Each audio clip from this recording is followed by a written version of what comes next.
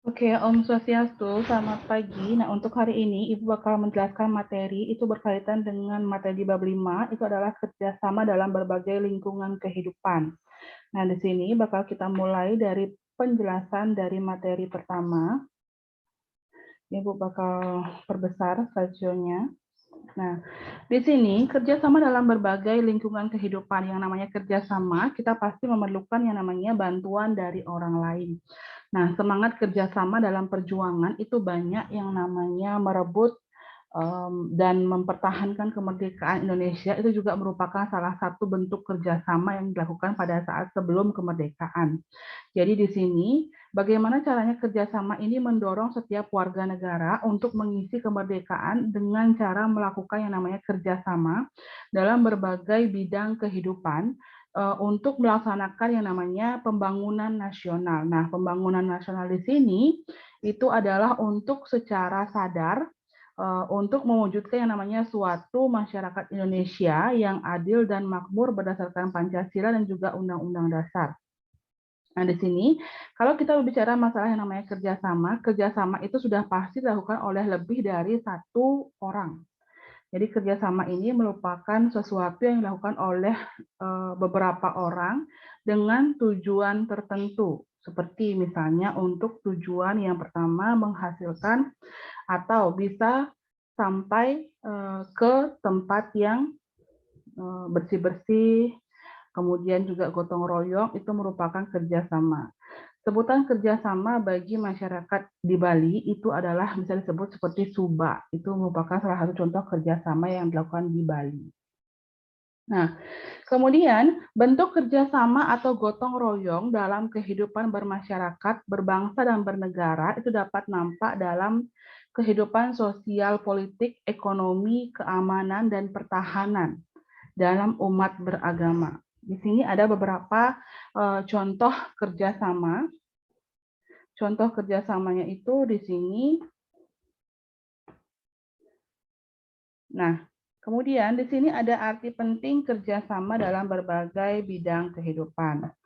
Nah, seperti gambar semut ini, di sini ada bagaimana semut ini bisa memindahkan sesuatu makanan yang selalu dia lakukan dengan cara kerjasama. Dia pasti melakukan kerjasama untuk memindahkan barang-barang tersebut. Bukan hanya barang ya, dia apapun dia pasti istilahnya kalau misalnya dikatakan semut itu merupakan suatu binatang yang paling ramah dari binatang-binatang lainnya karena setiap ketemu pun dia pasti langsung menyapa teman yang lainnya.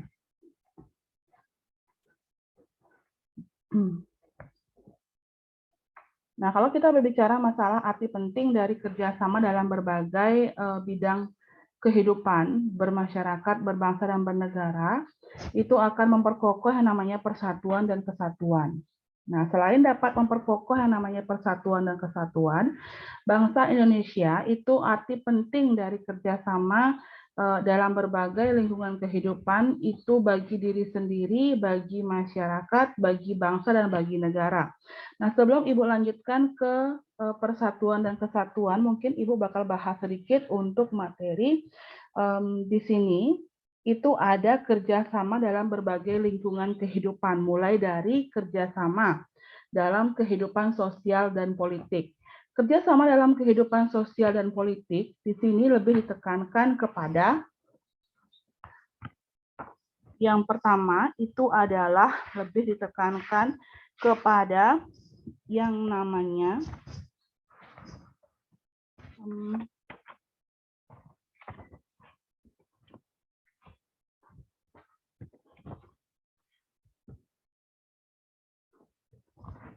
Nah, untuk perilaku kerjasama dalam kehidupan sosial politik di sini tekankan pada yang pertama itu adalah sila keempat Pancasila yang berbunyi di sini adalah kerakyatan yang dipimpin oleh hikmat kebijaksanaan dalam permusyawaratan perwakilan. Jadi di mana dalam melakukan segala sesuatu dalam kehidupan sosial maupun dalam kehidupan politik selalu berpedoman pada yang namanya gotong royong, selalu berpedoman pada yang namanya sila keempat Pancasila. Kemudian, kerjasama yang kedua itu adalah kerjasama dalam kehidupan ekonomi. Dalam kehidupan ekonomi, di sini ada yang namanya 2 pasal, ditekankan pada 2 pasal, itu yang pertama adalah pada pasal 23A, dan yang kedua itu adalah pasal 33 ayat 1 Undang-Undang Dasar Negara Republik Indonesia. Untuk pasal 23A di sini menekankan pada yang namanya pajak. Jadi setiap warga negara di sini membayar pajak, yang uang pajak tersebut akhirnya bakal dipergunakan untuk kepentingan masyarakat. Seperti kepentingan masyarakat tersebut seperti contohnya dipergunakan untuk fasilitas umum, pembangunan jalan raya, pembenahan jalan raya, kemudian pembenahan untuk gedung sekolah, gedung pemerintahan, itu uang pajak yang dipergunakan. Kemudian ada juga pada pasal 33 ayat 1 Undang-Undang Dasar Negara Republik Indonesia, di sini berkaitan dengan perekonomian yang disusun sebagai usaha bersama berdasarkan asas kekeluargaan. Jadi di sini ada suatu organisasi yang disebut dengan koperasi. Jadi koperasi di sini merupakan yang namanya suatu organisasi yang berasaskan kekeluargaan. Kenapa kekeluargaan? Karena di koperasi ini lebih mementingkan keanggotaan.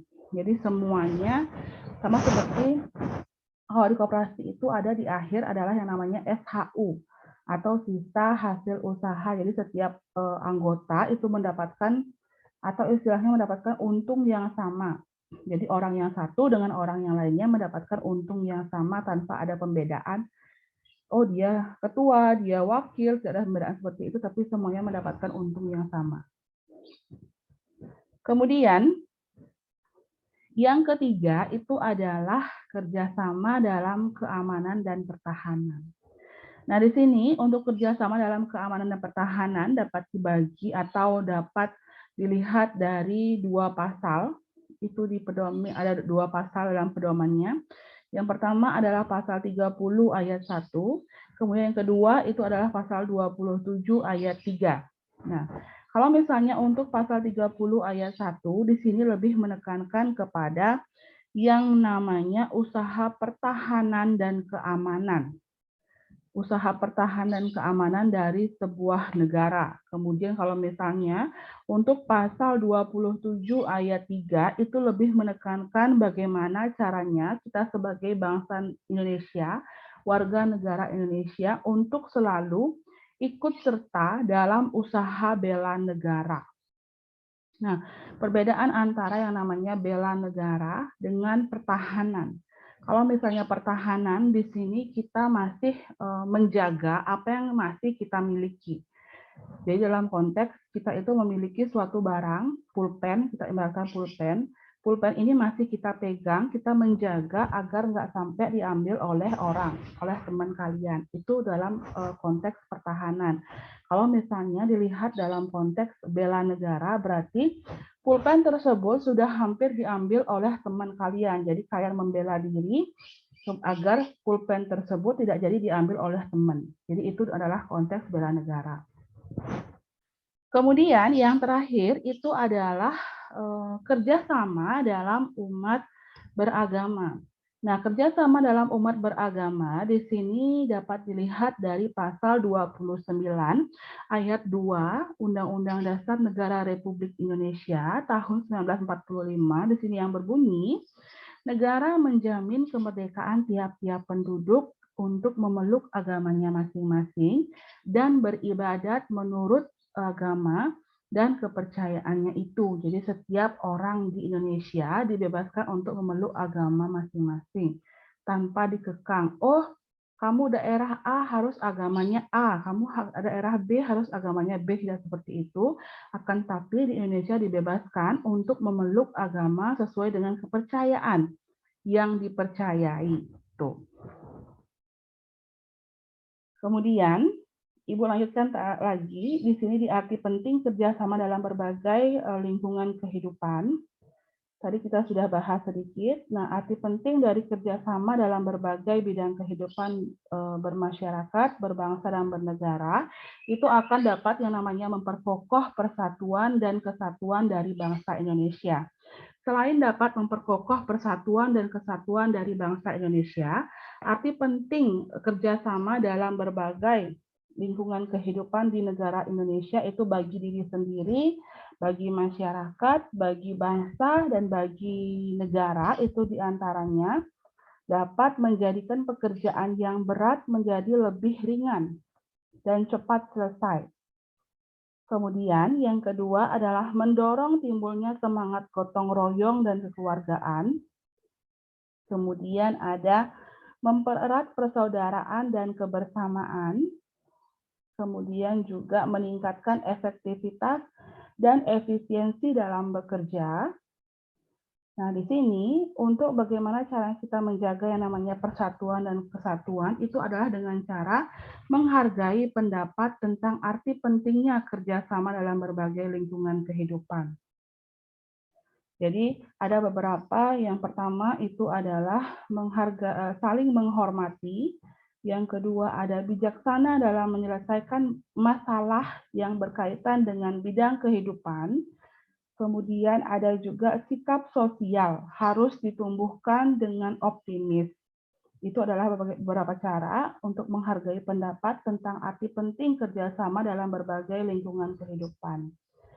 Nah, kemudian menumbuhkan semangat dalam yang namanya mendorong kerjasama di lingkungan sekolah itu adalah diantaranya menumbuhkan semangat dalam mendorong kerjasama di lingkungan sekolah dapat dilakukan dengan cara berikut ini.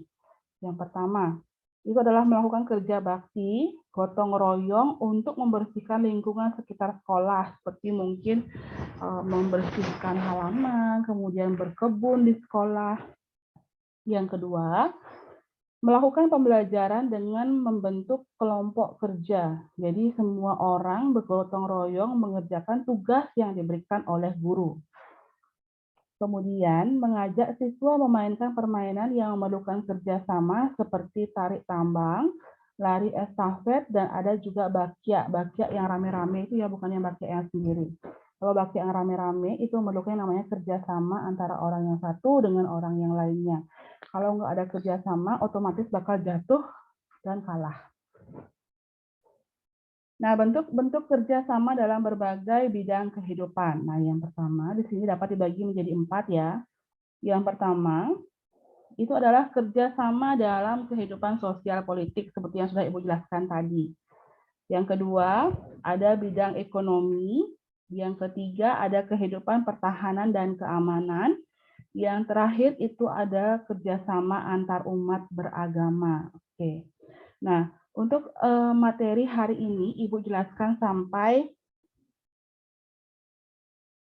nah ini merupakan Ibu jelaskan kembali kerjasama dalam bidang kehidupan sosial dan politik. Nah, di sini landasannya itu seperti yang Ibu katakan, landasannya itu adalah sila keempat dari Pancasila. Nah, dalam bidang politik itu ada beberapa contoh kerjasama yang juga kita temui dalam yang namanya yang pertama, tingginya partisipasi dari masyarakat dalam pemilihan kepala desa. Ini contohnya ya, contoh dari kerjasama dalam bidang politik. Jadi partisipasi masyarakat dalam pemilihan kepala desa, pemilihan DPR, presiden, dan kepala daerah.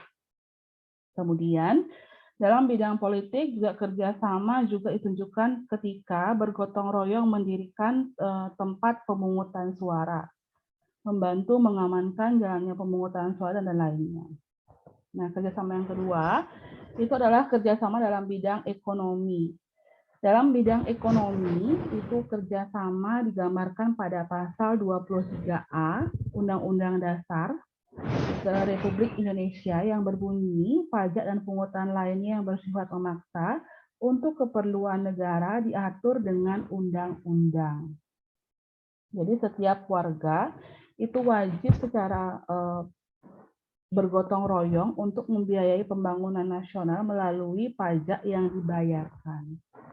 Nah, kemudian juga yang kedua itu adalah pasal 33 ayat 1 Undang-Undang Dasar Negara Republik Indonesia tahun 1945 itu menyatakan bahwa perekonomian disusun sebagai usaha bersama berdasarkan asas kekeluargaan Nah, hal ini berarti dalam kegiatan usaha ekonomi digunakan prinsip kerjasama dan saling membantu dalam suasana demokrasi ekonomi untuk mencapai yang namanya kesejahteraan bersama secara adil.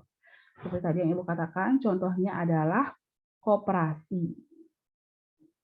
Yang ketiga, kerjasama dalam kehidupan pertahanan dan keamanan. Di sini ditekankan pada pasal 27 ayat 3 Undang-Undang Dasar yang berbunyi itu adalah setiap warga negara berhak dan wajib ikut serta dalam upaya pembelaan negara. Nah, yang kedua, itu tadi seperti tadi yang Ibu katakan, ada pasal 30 ayat 1 Undang-Undang Dasar Negara Republik Indonesia yang berbunyi, jadi tiap-tiap warga negara berhak dan wajib ikut serta dalam usaha pertahanan dan keamanan negara. Nah, kesadaran yang namanya bela negara ini mengembangkan nilai kenegaraan yang diperuntukkan pada pembangunan sistem pertahanan negara yang terdiri dari 5 nilai dasar bela negara. Yang pertama itu adalah cinta tanah air. Yang kedua, di sini ada kesadaran berbangsa dan bernegara. Yang ketiga, ada keyakinan Pancasila sebagai falsafah dan ideologi negara. Yang keempat, ada sikap rela berkorban untuk bangsa dan negara, serta yang terakhir, di sini adalah memiliki kemampuan awal bela negara, baik fisik maupun non-fisik. Kemudian yang terakhir kerjasamanya adalah kerjasama antar umat beragama. Kerjasama antar umat beragama yaitu hubungan antara yang namanya sesama umat beragama yang dilandasi dengan toleransi, saling pengertian, saling menghormati, saling menghargai dalam kesetaraan pengalaman, pengamalan ajaran agamanya, dan kerjasama dalam kehidupan bermasyarakat dan bernegara.